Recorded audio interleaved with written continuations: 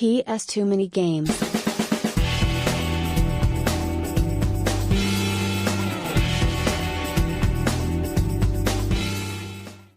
Welcome to another episode of PS2ManyGames. So this is going to be a start of a new branch of side episodes. We're going to test peripherals, PS2 official peripherals, and we're going to start with the light gun. Mainly the G-Con 2 I picked up from Lowestoft last week. You saw it last week, Lowestoft episode. We're going to test this. There's a bit of history on the light guns. So going back to the early 90s with Nintendo, light guns were basically little plastic guns that used light, basically, of the television to reflect. I think so anyway. I don't know the basic technology of this, but basically they managed to make guns which you can shoot at television and the games would actually react. Most famously games like Duck Hunt, which is a fantastic NES game, and just some random sort of gun games, especially for the Sony Time Crisis. Very good games. There is a bit of an issue though, and I think we might find this out, but I'm going to try. Modern day televisions don't really help light gun games. To the point where I'm almost certain what I'm about to try isn't going to actually work. But I'm going to try it because I really want to actually use this peripheral.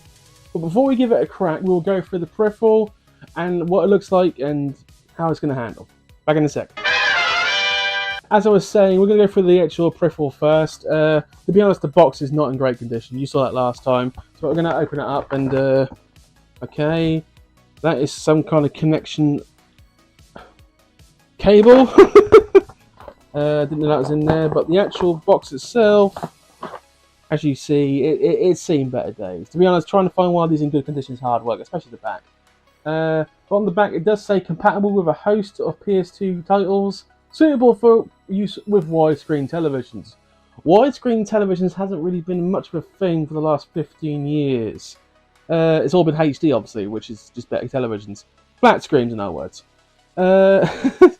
New buttons of realism apparently added to this. This was made by Namco, by the way. So you know it was made pretty... They made it well. Namco make things very well. From just looking at it, you can tell the gun actually still looks fantastic. Made in 2000, if you can read that off from Namco. 2000 maybe? No, I don't think you can read that. 2000, so this is actually 23 years old now, this gun. And it actually is in shockingly good condition. You should see the select button, start button, R, the A and B, obviously and at the bottom, I'm assuming that is the C button or trigger button.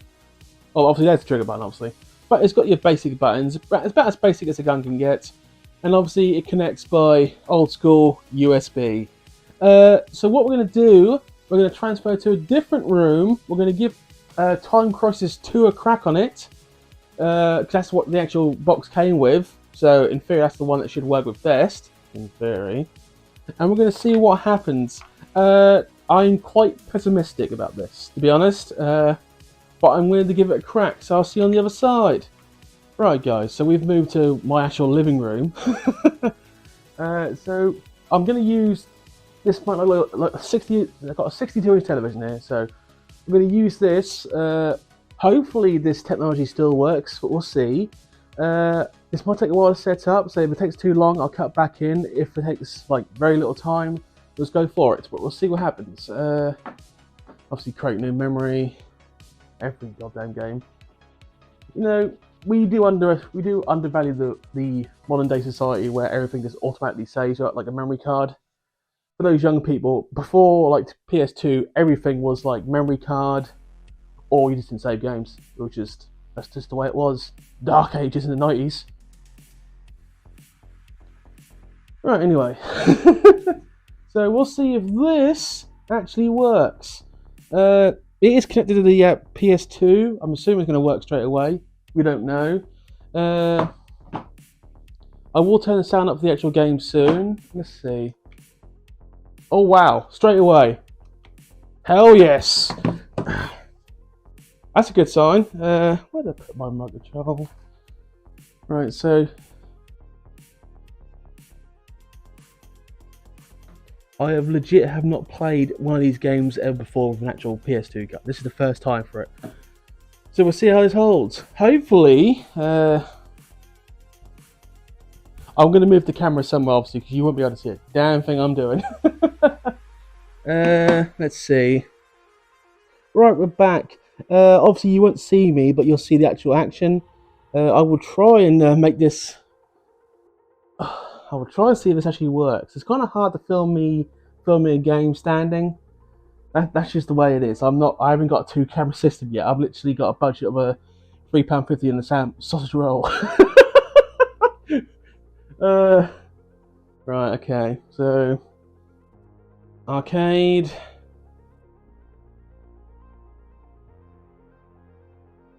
Yeah, okay. Yeah, now we're gonna... Don't like this. Already, the... okay, that worked. Okay. Story mode. The fact this is probably not going to work, because modern televisions were not made for light guns. But we'll see how it goes.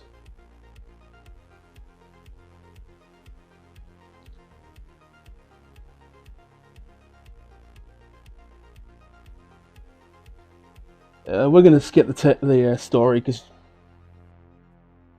Okay. Shoot screen to fast forward. I am... It's already not looking good. Oh, God.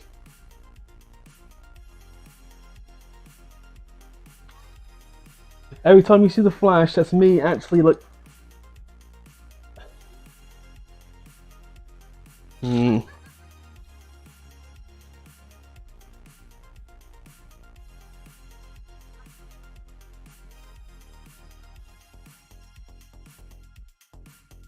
I mean, this was made in like 2000, so by those HD televisions weren't really a thing in those days, so especially flat screens. Flat screens really do ruin these kind of games.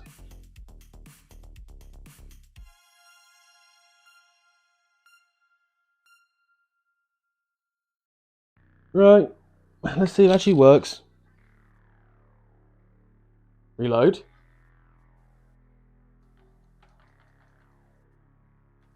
Not a damn thing. No, can't hit a barn door. I wonder. Turn the light on.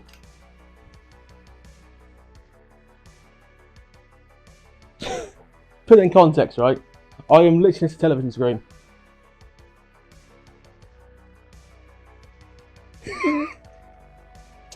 Right,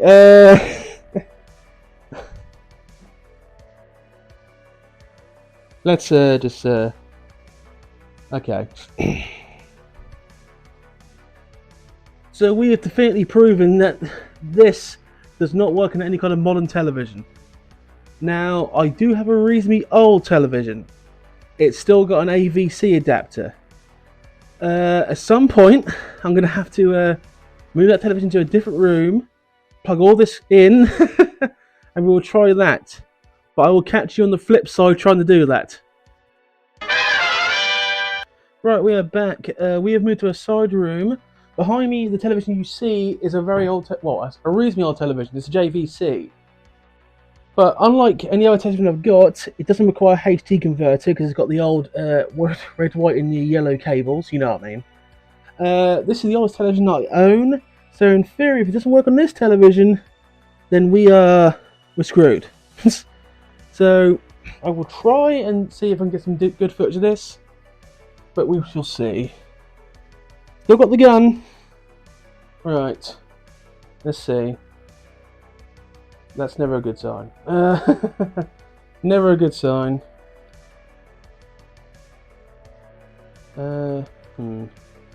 Press start maybe. Aim and shoot this into the crosshairs. Jesus Christ. Let's just see if I can skip this. Is this thing actually in? I can't tell if it's in or not. That's what she said. Alright, let's try this again.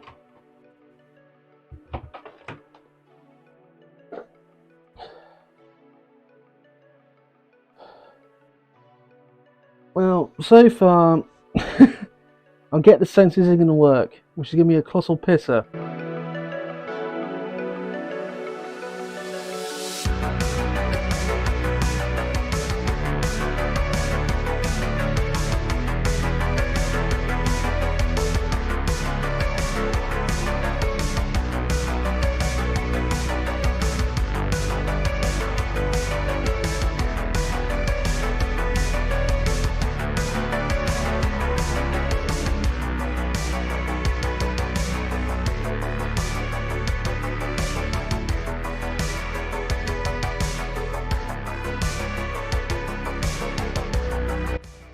Hold the trigger and press pause.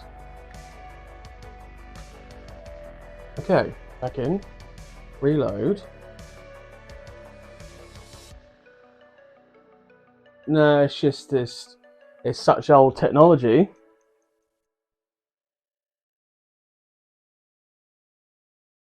I mean, it's literally.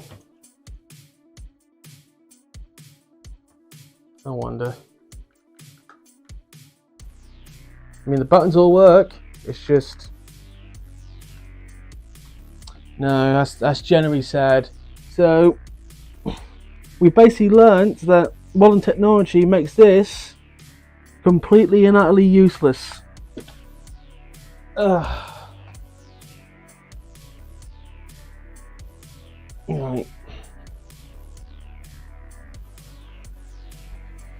Right. So basically just wasted about 10 minutes of my goddamn life. So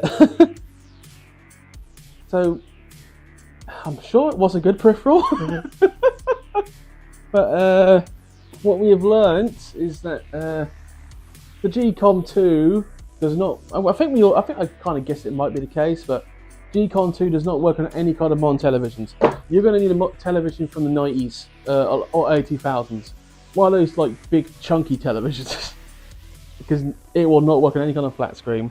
Now someone's going to be going like, actually, I think you'll find I got it to work on a flat screen quite well. You're just an idiot. You might be right. But yeah. And we're going to throw it back to the games room. We're going to try and salvage this episode in some kind of way. See you on the other side. At this point in the video, it's time for the advert of the week.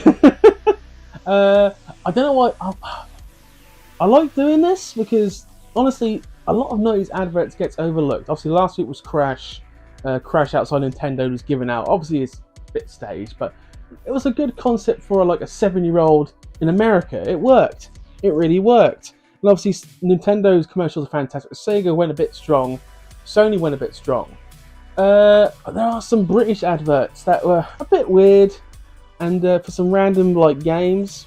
And I'm going to find a British advert for this one. I'm not entirely sure what I'm going to go with, but I'm not going to set it up because I'm not going to set the advert up because I honestly haven't got a clue what I'm going to put in here.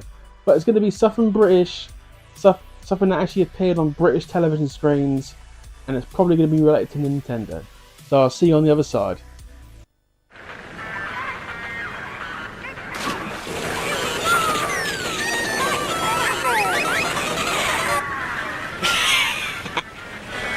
Mario Kart Super Circuit on Game Boy Advance. 4 players, no rules. To be fair, that was British adverts are pretty good too, but American adverts won't go over. And if I get to the Sega Saturn Japanese adverts with Sega ta Yashiro, Sega ta Yashiro. Oh, that's a campaign itself that worked brilliantly for Japanese Sega Saturns. Only if that worked brilliantly for the American Sega Saturn market. I'm joking anyway. Sorry. Let's move on. Yeah, that didn't go well. That went really badly. Yeah, modern day television screens just do not work for these kind of light gun games. And you need a television screen from the real early 2000s or the 90s to work. Basically, big chunky television screens, wide screens. I'm not going to find that here. Fret thee not though. I'm going to try and see if some of my friends have got one. Because I'm curious if they want to try this game too to see if it works. I might actually ask Dan, because Dan the games man. Dan seems like the kind of person who probably have a chunky TV screen somewhere that you can just crack out of nowhere. I don't know if he was interested. I'll speak to him about this, but Scott, one of my best friends, might have one too. I'm almost certain Dave doesn't. Dave, the editor, doesn't have that. Nothing else would have one. But at some point in the future, I will try this again with an older television, and I will see if this actually would be an awesome peripheral to have. Something tells me it's going to work very well, but obviously due to modern technology, it ain't going to work here today. So that's a bit of a sad note to end on, but it's just the way it is. So anyway, as of today is the 25th of August. As of Tuesday, which is going to be about 4 days' time, I will be going back to Ipswich.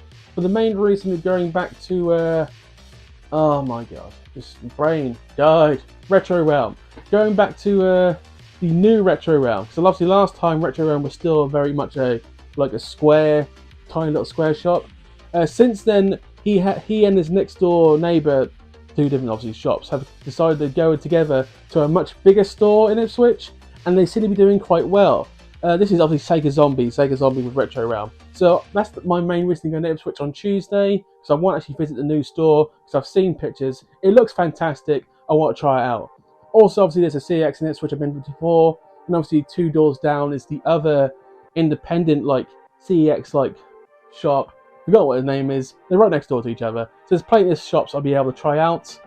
And if be, I might go via Thetford on the way there or the way back. So that's going to be a reasonably long day for me. That is the plan. I am actually planning to do a top 10 reasonably soon. It's probably going to be my top 10 most underrated games. Now that's going to be a bit of a strange one, because my top 10 underrated might be your average games, but we'll see what happens. But these will be games that are most likely games that didn't sell fantastically well, but are really good. It's either going to be that or top 10 games that there'll be top 5 games that held up and top 5 games that went off a cliff. Something like that. I think it's something. Anyway, that was close. I just basically backed into this and it just shifted. Anyway, get sidetracked. Sorry guys, bit of a sad episode this one, but we'll get to it in the future. There will be more Peripheral episodes. Obviously, I will be doing Guitar Hero at some point. I won't use the boxed one. I'll probably use my actual Guitar Hero from the old school, because I kept that. When I do decide to do the Ito episode, that'll be part of this series. And obviously the amazing Peripheral that was Game Track. Yeah, that's going to suck. And obviously, I think there were other Peripherals I got to get also, but obviously, there are some people who call Peripherals, some people won't. Like the multi-tap, that's not really much of a Peripheral. That just gives you the ability to have 4 people playing the PS2. That's not much of a Peripheral. So we'll go through them one by one when I get them, and we'll see if they're good or not, if they were worth it or not. I tell you now, for the iToy, it was not worth it. Anyway, thank you for watching. Please comment, like, and subscribe. I do reply to nearly all comments. Actually, sidetrack. Last episode, which was the as of recording, that would probably be the episode of when I bought from a subscriber, bought from Danadu66. Got a lot of comments on that episode. A lot of love from a lot of the people. I'm now noticing there's about a good 10 or 15 strong people who comment on the episode, and I genuinely like speaking to. I appreciate all of you, and we are slowly growing as a channel, which is awesome, because I didn't expect that, as I mentioned in the episode.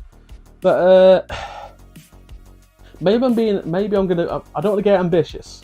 I don't plan anything, but if I can get the 500 subs by Christmas, I'll be incredibly happy. I doubt it's gonna happen. We'll see. Anyway, because I didn't expect to get 100 in a year, but we're now at 360 in 6 months. This probably is very close to the 6th anniversary of this channel starting. So 6th anniversary. Yeah! Sorry. Just lost my goddamn mind a bit. Anyway, getting sidetracked. Thank you for watching. Have a good day. Bye. Lose my goddamn mind.